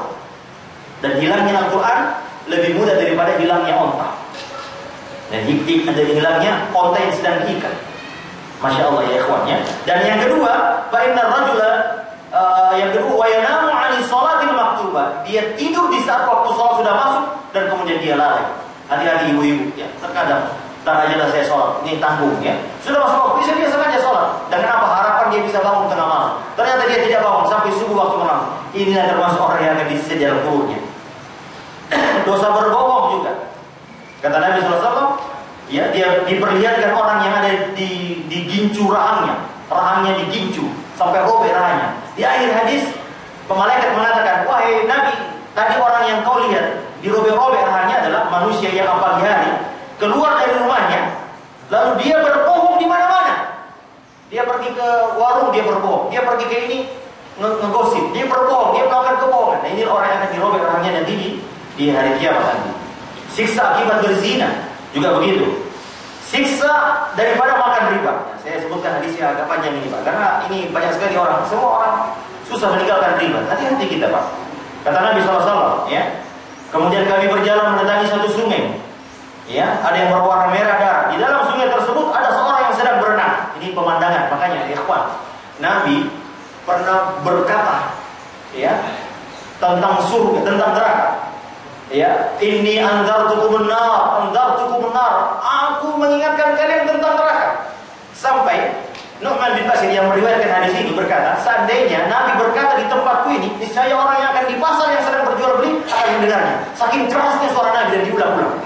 Bagaimana tidak? Nabi sudah melihat neraka. Maka Nabi mengatakan, fa'anzartukum an-nar. Aku ingatkan kalian tentang neraka. Sampai-sampai periwayat hadis ini, sahabat Nabi ketika menggambarkan bagaimana suara Nabi, kalian yang ada orang yang di pasar kan sibuk Pak, sibuk jual beli tawar-menawar. Tapi jika dia mendengar suara Nabi, pasti dia akan mendengarkannya. Karena bagaimana dahsyatnya suara Nabi mengingatkan tentang al-Quran. Bagaimana tidak? Dia sudah melihatnya. Fattala'tu bin-nar, aku melihat neraka. Dan termasuk ini. Ya, maka Nabi SAW mengatakan, saya melihat ada suatu sungai yang di dalamnya ada darah. Di pinggir sungai ada orang lain bersama batu-batu yang banyak. Orang yang berenang tersebut berenang hingga kelelahan kemudian mendekat kepada orang yang di pinggir tadi. Seraya ia membuka mulutnya dan menyuapkan batu ke dalam mulutnya. Lalu ia berenang lagi kembali di surga. Begitu terus menerus. Di akhir hadis malaikat mengatakan, adapun yang engkau lihat orang yang sedang berenang di sungai lalu ia disuapi dengan batu, dialah akilur riba, orang yang suka memakan harta riba. Waliyahulillah. Dan Nabi mengatakan Allah melaknat pemakan riba, akilu wa mukilu riba, yang diberi makan, yang meminjam dan yang dipinjamkan, nasabah, kreditur dan debiturnya, wa katibu yang mencatatnya, administraturnya, wa syahid yang menyaksikannya, semua dilaknat Allah Subhanahu wa taala masalah riba ini. Ada 70 pintu zina, pintu dosa riba. Salah satu pintu yang paling ringan adalah sama seperti menzinai ibu kandung kita sendiri. Waliyahulillah. Hati-hati Pak dengan riba ini. Siksa akibat diratap. Nah, makanya Pak, jangan sampai keluarga kita meratap kita. Kata Ibnu Umar radhiyallahu taala anhu, yu'adzibu bi qabrihi bima niha alaihi. Ya, manusia akan disiksa dengan ratapan keluarganya. Makanya ikhwan, tidak boleh kita meratap. Ya, apa itu meratap? Robek-robek baju dan lain sebagainya. Ya, terakhir Bapak Ibu yang bilang, apa hal-hal yang menolong kita setelah kematian? Ya. Yang pertama adalah sholat jenazah. Ya ikhwan, ya, luangkan waktu kita ya ikhwan. Kalau ada saudara kita, ya sesibuk apapun, datangi sholat jenazah ini. Ya, Masya Allah Pak. Ya. Di sini ada pengurus masalah kematian ya Pak ya? Ada, Masya Allah ya, Masya Allah Pak. Ini kata Nabi SAW, "Ma min mayyitin tusalli alaihi ummatun minal muslimin yabluguna mi'atan kulluhum yashfa'una lahu illa syafi'u." Tidaklah seorang jenazah masing-masing memberikan syafaat kepada jenazah tersebut, ya, 100 orang muslim, maka kecuali Allah berikan syafaat untuk mayit ini. Kata Nabi SAW, jika seorang laki-laki muslim meninggal, kemudian di jenazahnya, ya, arba'una rajulan la yusyrikuna billah, disolatkan oleh 40 orang muslim yang tidak pernah melakukan syirik, illa syafa'ahullahu bi, kecuali Allah akan memberikan syafaat untuknya. Lalu juga berdiam sejenak ketika selesai penguburan, lalu kemudian mendoakannya, ya, selama itu Allah Ta'ala akan menerima doa-doa orang yang mendoakan. Jangan langsung pulang Pak ya. Kita setelah selesai dikuburkan, lamanya apa? Di sini disebutkan lamanya selama orang menyembelih unta lalu membagikan dagingnya. Kira-kira 15 menit, 20 menit. Sesudah kita itu lalu kemudian kita mendoakannya. Lalu doa orang yang meninggal dunia agar diteguhkan dan diampuni setelah pemakaman. Tadi sudah kita sebutkan.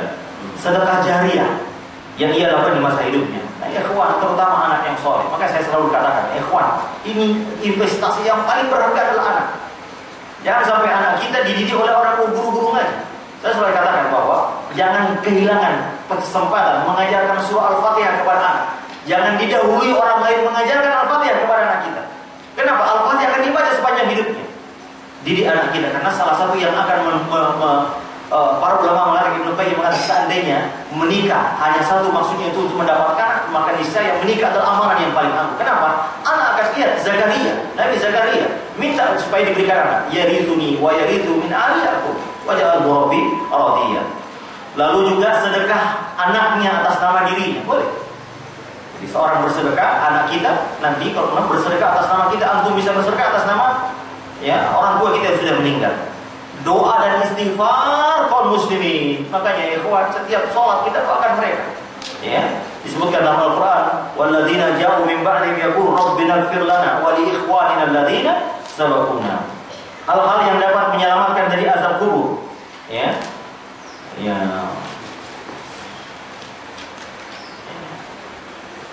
Ini baru kuburan ya Pak ya. Bagaimana hari kebangkitan? Ini belum sempat kita ini, perjalanan panjang. Insya Allah di kesempatan yang lain kita akan bahas Bapak ya, bagaimana dahsyatnya sangkakala di hari kiamat, apa yang akan terjadi kondisi manusia pada saat ditiupkannya sangkakala di hari kiamat, berdiri menunggu pengadilan. Manusia berbeda-beda kondisinya. Ada yang berkeringat sampai kena matahari menjadikan di atas mil. Ya, kata Nabi SAW, kalian akan dibangkitkan dalam keadaan kufatan, ya, uratan, urla, dalam keadaan alas kaki, lalu kemudian tidak bersunat dan telanjang. Aisyah radhiyallahu taala mengatakan, ya Rasulullah, bagaimana manusia bisa saling melihat? Manusia laki-laki dan perempuan, kata Nabi. Al-amru yawma idzin asyad. Hari itu urusan lebih berat. Saya mendapatkan kisah ini ketika seorang syekh bercerita ketika dia melihat bagaimana kisah musibah haji pada saat Mina. Ya, bukan yang baru kemarin, ya. Yang baru kemarin berita satu lagi kayaknya ya. Walaupun saya berada pada saat itu tapi tidak bisa melihat kejadian karena kami di atas. Kalau Indonesia lantai 3, kalau ini yang di bawah kan terjadi di bawah. Ikhwan, orang berdesak-desakan, telanjang semua keluar dari terowongan, kata beliau. Waktu peristiwa Mina tahun 90-an ya. Dan syekh itu waktu itu ada di situ. Bagaimana orang berdesak yang lihat dan keluar dalam keadaan telanjang. Dan kata beliau, tidak ada yang tertarik dengan ketelanjangan. Ini baru peristiwa kecil ya ikhwan. Baru peristiwa, bagaimana dengan peristiwa hari kiamat? Maka Aisyah mengatakan, bagaimana nanti kiranya orang saling melihat lagi-lagi. Kata Nabi, peristiwa hari itu luar biasa. Karena orang memikirkan nasibnya semua. Ya, makanya menunggu pengadilan bertahun-tahun, Pak. Maka mereka mendatangi Nabi Adam. Adam, engkau adalah diciptakan Allah dengan tangannya. Minta kepada Allah agar disegerakan. Kata Nabi Adam, saya pernah berbohong. Saya pernah memakan buah. Pergi cari yang lain. Nafsi, diriku. Dia datang kepada Nabi siapa? Nabi Musa, Nabi Ibrahim. Engkau adalah kekasih Allah. Kata Nabi Ibrahim, saya malu, saya pernah berbohong 3 kali. 2 untuk urusan Allah, 1 untuk urusan manusia. Lalu dia datang Nabi Musa, aku bisa berbicara kepada Allah waktu di dunia. Minta kepada Allah agar diturunkan rahmatnya. Nabi Musa, saya tidak. Nabi Isa, aku diciptakan Allah dengan ruhnya Allah. Nabi Isa mengatakan, saya tidak. Pergi kepada Nabi Muhammad SAW. Maka dahsyat sekali ya ikhwan ya. Makanya ya ikhwani, perjalanan akhirat adalah perjalanan, dan ujung dari perjalanannya adalah surga dan neraka. Makanya Nabi SAW menggambarkan surga dan neraka. Ya, Allah Ta'ala juga menggambarkan surga dan neraka sangat detail. Bahkan Nabi Aisyah mengatakan ayat yang pertama kali turun adalah surga dan neraka. Agar apa? Agar memudahkan kita beramal dan memudahkan kita untuk meninggalkan perintah-perintah, larangan-larangan Allah Subhanahu wa Ta'ala. Maka ikhwan tidak cukup untuk menggambarkan perjalanan akhirat yang begitu panjang ya. Insya Allah mungkin sesi selanjutnya kita akan bahas tentang surga dan neraka. Bagaimana surga dan bagaimana neraka. Jadi ini baru alam kubur saja, ini luar biasa. Dan masih banyak yang belum saya bacakan. Tapi insya Allah ya akhi, dahsyat sekali. Oleh karena itu Nabi SAW mengatakan yang paling cerdas dari orang beriman adalah yang terbaik mempersiapkan diri dalam mempersiapkan apa-apa sesudah kematian. Ya ikhwan, kata Nabi SAW ini penutup. Ketika berkata kepada seorang sahabat Nabi yang masih muda, kun fid dunya ka'annaka gharib aw 'abiru sabil. Ibnu Umar masih muda. Kalaulah yang dinasihatin orang tua kita katakan wajar, ini anak muda. Apa kata Nabi? Hiduplah di dunia seolah-olah engkau orang asing, dan seolah-olah engkau adalah orang yang sedang berjalan musafir. Dan memang hakikatnya ikhwan, kita sesungguhnya aslinya penduduk dunia atau penduduk akhirat? Penduduk akhirat. Di mana Nabi Adam diciptakan? Jadi sejatinya kita ini orang asing di dunia ini ya ikhwan. Kita ini merantau di sini. Sejatinya kampung kita yang aslinya di akhirat. Kita Nabi Adam diturunkan karena apa? Karena dia melakukan kesalahan. Maka diturunkan untuk agar dia mengakui kesalahannya dan minta ampun, mencari bekal untuk kembali ke akhirat. Maka ya ikhwani, Nabi mengatakan hendaklah engkau hidup di dunia seolah-olah engkau orang asing. Dan memang untuk kita orang asing. Perjalanan ke akhirat masih panjang. Maka Nabi SAW pernah dikatakan kepada dia, Rasulullah, izinkan kami membuatkan engkau kasur supaya engkau bisa tidur dengan enak. Kenapa? Nabi kalau selalu kelihatan nampak bekas tidurnya di atas pelepah kurma yang kasar. Maka Nabi mengatakan, mali walid dunya. Aku tidak punya urusan dengan dunia. Innama ana bid dunya karakibin. Sesungguhnya aku di dunia seperti orang yang sedang bersafar. Istadalla tahta syar, yang kemudian beristirahat di bawah pohon. Tumaraha, lalu kemudian istirahat, wataraha, dan akan meninggalkannya. Oleh karena itu ikhwan, ya saudara-saudara yang bilang Allah Subhanahu wa Ta'ala, sesungguhnya kita ini adalah penduduk akhirat.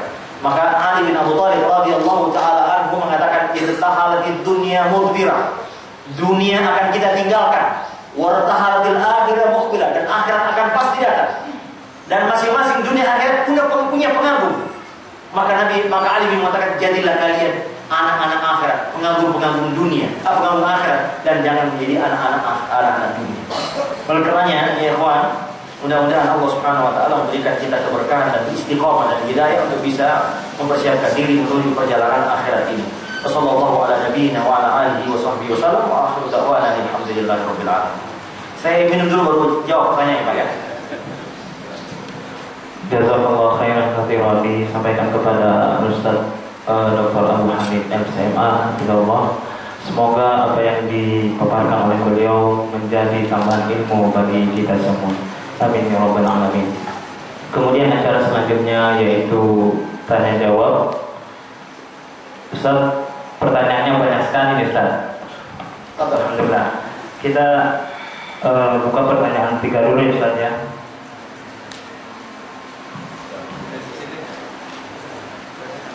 Ini ada juga pertanyaan saya, Pak. Iya, saya koleksi. Apa yang saya tidak bisa jawab, saya tidak jawab. Iya, enak kalau saya pertanyaan begini enak, ya, saya bisa ngeles. Assalamualaikum. Apakah wanita boleh ikut ke pemakaman pada saat penguburan? Ya, ada ulama berpendapat, ada hadis Nabi mengatakan la'anallahu al-muzawwirat, Allah melaknat wanita yang suka ke kuburan. Di sini Nabi menggunakan kata al-muzawwirat, maknanya perempuan yang selalu suka, hobi ke kuburan. Ya. Ada khilaf ulama, ya. Kenapa? Karena ini sekedar larangan yang bukan sifatnya keharaman. Ya, tapi sebagai peringatan agar wanita, karena wanita lemah. Ya, wanita ke kuburan lemah. Saya punya kemarin ibu pengajian. Ya. Dia bilang, Ustaz, saya sudah tahu sunnahnya tidak boleh kuburan. Cuman gini, setiap dia lewat kuburan suaminya dia suka ngomong, Pak, lewat dulu ya, permisi dulu ya. Coba lihat. Bagaimana perempuan tidak, makanya Nabi betul ketika melarang kuburan. Dia tidak kuburan, tapi setiap melewati kuburannya dia ngomong, Pak, jaga diri di situ ya, saya pulang dulu ya. Nah, coba lihat. Perempuan dia lemah.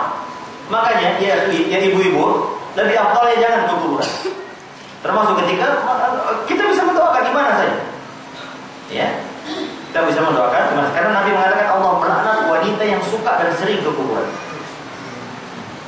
Bila orang tua kita telah wafat, mana yang lebih baik? Berziarah langsung ke kuburnya atau kirim doa di rumah? Ya. Kalau berziarah di kubur itu manfaatnya untuk mengingatkan kita akhirat. Adapun kalau tergantung mana maksudnya. Kalau mau mengingatkan akhirat ke kubur. Tapi kalau mau mendoakan lebih demi kebaikan, lebih baik doakan di mana tempat-tempat mustajab. Di masjid, ketika selesai sholat, ketika kita tengah malam masuk waktu mustajab, di situ kita doakan. Karena Nabi mengatakan, la'anallahu yahudu wan nasara ittakhadhu qubur anbiya'ihim masajida. Hadisnya di Bukhari Muslim. Kata Nabi SAW, Allah melaknat Yahudi dan Nasrani karena mereka suka menjadikan kuburan nabi-nabi dan orang-orang saleh mereka sebagai tempat ibadah. Maka Nabi SAW ya ikhwan mengatakan, la taj'alu qabri 'ida, jangan jadikan kuburku 'ida, tempat peringatan. Ya. Makanya untungnya ikhwan ya, kuburan Nabi ada di mana? Ada di mana? Coba ada di Jonggol. Wah. Ya. Banyak calonnya, Pak. Ini mungkin sudah jadi tempat. Masya Allah. Ini karena pintu kesyirikan terbesar adalah berlebih-lebihan kepada orang saleh yang sudah meninggal. Itu. Maka ditutup itu. Maka masalah kuburan keras sekali ya ikhwan. Dan saya nggak tahu kenapa orang Indonesia semua yang dilarang Nabi dikerjakan. Jangan mau bangun bangunan di atas kuburan. Tidak boleh disemen kuburan, Pak. Tidak boleh ditinggikan. Tidak boleh dibikin kijing. Tidak boleh menulis. Tidak boleh diberi cahaya. Semua ini dilarang Nabi dalam rangka apa? Menutup pintu kesyirikan. Ditutup rapat aja masih banyak lolos, Pak. Pintunya. Makanya termasuk perempuan. Kenapa perempuan lemah hatinya? Dia meratap, dia ini. Ya, lebih baik. Jadi kalau ingin sekali-kali mengingat akal, silakan ke kubur. Ziarah itu, tapi ingat, niat kita adalah mengingat. Makanya doanya wa insyaallah bikum lalahikun. Kami akan menyusul kalian. Bagus sekali doanya. Bolehkah kita ke makam non-muslim bila orang tua non-muslim, tetapi anak tersebut tidak mendoakan untuk orang tua tersebut? Gini, Nabi SAW mengatakan, saya minta izin kepada Allah agar mendoakan ibu saya, tapi saya tidak diizinkan, kata Nabi. Lalu aku minta izin untuk menziarahi kuburnya, lalu aku diizinkan. Jadi yang tidak boleh mendoakan orang yang sudah pasti kafir, tidak boleh didoakan. Kalau dia masih hidup, masih boleh didoakan. Kalau sudah meninggal, coba didoakan. Kalau sudah dia kafir, ya, makanya didoakan kalau dia masih hidup, masih boleh. Ya Allah beri hidayah orang tua saya. Jadi kalau sekedar menziarahi kuburnya boleh-boleh saja. Kalau ada kebaikannya untuk mengingatkan kita akhirat. Tapi kalau mendoakannya tidak boleh.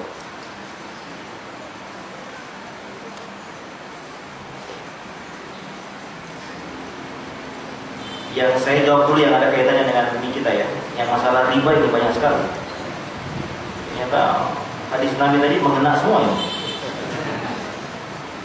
Bagaimana caranya biar bisa berkumpul dengan keluarga kembali di akhirat? Dalam surah At-Tur ayat 21 Allah Ta'ala berikan kesempatan ini. Walladzina amanu, dan orang-orang yang beriman, wattaba'athum dzurriyyatahum biiman alhaqna bihim dzurriyyatahum. Kata Allah Subhanahu wa taala surah At-Tur, orang-orang yang beriman dan diikuti oleh keturunannya beriman, alhaqna bihim dzurriyyatahum, maka kami akan susulkan dia dengan keturunannya di hari akhirat.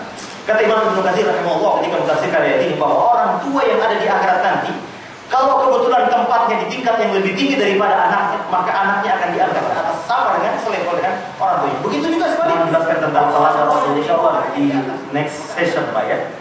Karena ini telaga hisab, mizan, telaga surga neraka itu satu paket. Tapi nah ini ada khauf ya, ada telaganya Nabi sallallahu alaihi wasallam. Kata Nabi, aku mendahului kalian, menunggu kalian di telaga Nabi. Di telaga Nabi namanya Al-Kautsar. Mudah-mudahan Allah mempertemukan kita dengan Rasul di telaganya. Insyaallah taala. Tapi ada orang yang diusir, Pak. Kata Nabi, ketika semua umatku berkumpul, dan kenapa? Di hari kiamat, Pak, panas, tidak ada air. Maka Allah Ta'ala berikan kepada Nabi Al-Kautsar, telaga yang kita bisa minum di sana. Ya, lebih manis daripada madu, lebih putih daripada susu. Tidaklah orang meminumnya kecuali dia akan kehilangan, tidak akan lagi haus selama-lamanya. Tapi ada orang yang diusir, Pak. Siapa yang diusir? Ya, kata Nabi SAW, itu umatku, kata malaikat, innaka la tadri ma ahdatsu ba'daka. Muhammad, betul ini umatmu, tapi kau tidak tahu. Ini menunjukkan Nabi tidak tahu apa yang terjadi, Pak. Karena sebagian ada orang berkeyakinan setiap maulid Nabi, Nabi hadir katanya. Ini dalil menunjukkan bahwa Nabi tidak tahu. Kenapa? Nabi tidak tahu apa yang terjadi setelah umat kecuali dengan diberitahu oleh malaikat. Wahai Nabi, wahai Muhammad, ini umatmu, tapi kau tidak tahu apa yang terjadi setelah kau meninggal. Ahdatsu, dia menambah-nambah agamamu. Maka setelah mengetahui itu Nabi mengatakan sofkan, jauh kau, jauh. Ya.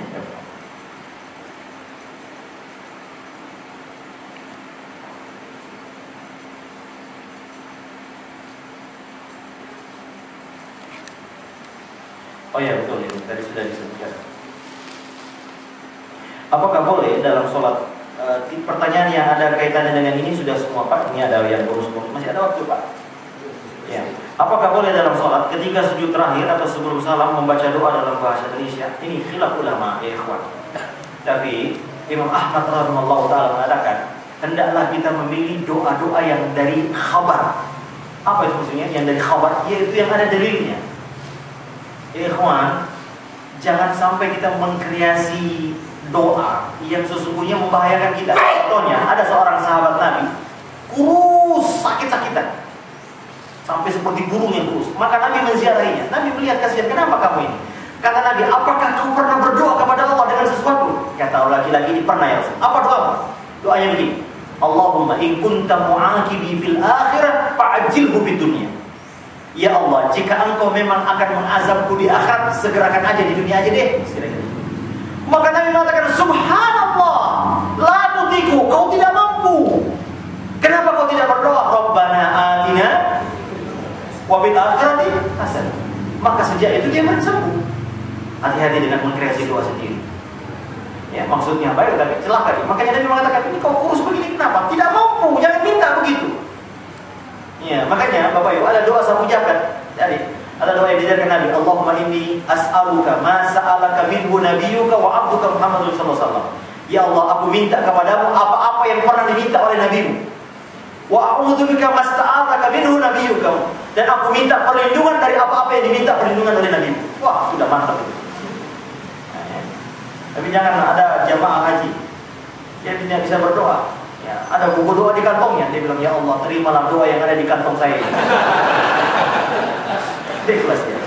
Untuk sholat, Pak, terutama sholat, pokoknya kata Imam Ahmad, jangan membaca doa selain yang ada dalilnya, kabar dari Nabi SAW dan Al-Quran. Kenapa? Ya, Pak, yang dari Al-Quran dan hadis terjaga dari ketergelinciran, Pak. Ya, dan doa ini sudah pernah diamalkan orang, sudah mujarab, diamalkan oleh para nabi, orang-orang soleh, dan Nabi SAW mengajarkannya kepada kita. Makanya Bapak Ibu, lebih baik hafal doa-doa yang datang dari Nabi dan walaupun sebagian ulama membolehkan membacanya bahasa Indonesia, ya, karena kemutlakan Nabi mengatakan fa'akhtiru fiha doa, maka hendaklah kalian memperbanyak doa di dalamnya.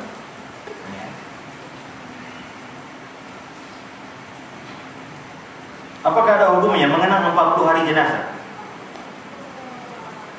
Sama sekali ya, kalau kita lihat dalil yang datang, Nabi banyak sekali keluarganya meninggal sebelum beliau meninggal. Tapi Nabi, jangan akan hadis palsu aja tak ada. Bahwa Nabi pernah mengenang kematian. Yang meninggal banyak, ya, anaknya, istrinya. Tentu kalau itu baik, Nabi pasti melakukannya. Ya. Maka ya, yang namanya kenduri kematian tidak ada. Dari mana dalilnya? Katanya ada dalilnya, tapi dalilnya dalam kitab Hindu. Tidak ada dalilnya. Maka ya, ini bukan berarti kita tidak menghormati jenazah. Justru kita menghormati jenazah dengan apa? Mengikuti Nabi SAW. Tidak ada perayaan 40 hari, 10 hari. Tidak ada dalilnya. Orang yang melakukannya harus mendatangkan dalil. Emang Ustaz, bukankah ini kebaikan? Kan hanya doa-doa saja. Berarti Anda mengatakan Nabi tidak baik. Kenapa? Tidak mendoakan, tidak mengarahkan itu. Ya akhi, yang paling selamat adalah Allah Ta'ala katakan, "Fakaifa idza ji'na bi kulli nabiyyin bi syahid wa ji'na bika 'ala haula'i syahid." Kami akan datangkan setiap umat nabinya sebagai saksi, dan kami akan datangkan engkau wahai Muhammad sebagai saksi atas amalan umatmu. Bagaimana jika kita datang di hari akhirat nanti, Nabi mengingkari semua amalan kita? Waliyahumillah. Maka ini ikhwan ya. Jadi kalau ditanya sendiri, saya tidak tahu, kita tidak ada dalil. Baik, ya ikhwan, cukup ya. Ini ada tentang pertanyaan tentang riba. Saya kira baik, saya bacakan dia. Riba haram. Bank yang menerapkan riba juga haram. Orang yang bekerja di bank berarti gaji yang diterimanya pun haram. Tapi pada katanya, bank dimanfaatkan oleh kalangan muslim untuk memudahkan berinfak. Ya akhi, iya, ini sudah fatwa ulama bahwa bunga yang ada di bank adalah haram. Fatwa ulama sejak tahun 70-an ya, fatwa ulama-ulama OKI ya, walaupun Indonesia terlambat meratifikasi ya, tahun 2002 baru ulama kita berani mengatakan bank yang ada di bunga yang ada ini adalah dan sekarang tidak ada lagi ya. Tidak ada lagi ulama yang mengatakan boleh. Dulu awal-awalnya ada ulama kita yang mengatakan boleh, sekarang sudah sepakat semua.